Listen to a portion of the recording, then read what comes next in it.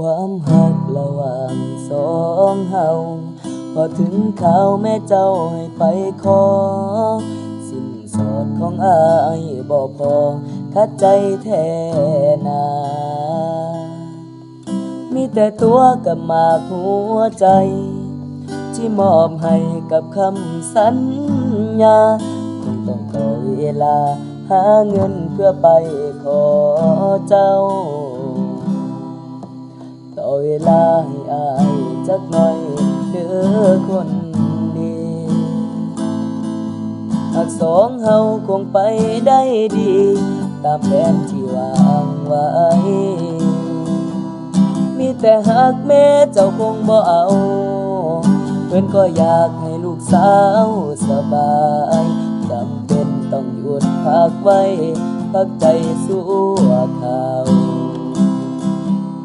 ต้นทุนของอายบ่คือเขาหากสองเฮาอย่าให้มันจางลงขอเพียงให้เจ้ามั่นคงต่ออายคนนี้เงินพ่อมือใดอายสิไปขอแต่งลาคำแพงฝากบอกพ่อกับแม่อายฮักเจ้าฮักจริงฮักแท้อายให้สัญญาขอเวลาอีก2-3 ปี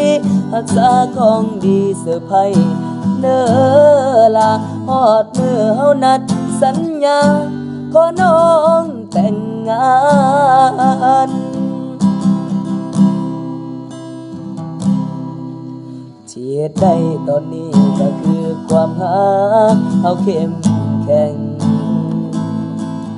อย่านอกใจอย่าให้ไผมาแซงแทนที่หักเฮา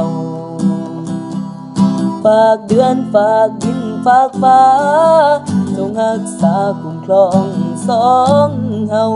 จะกลับมาสู่ขอแต่งเจ้าในมือ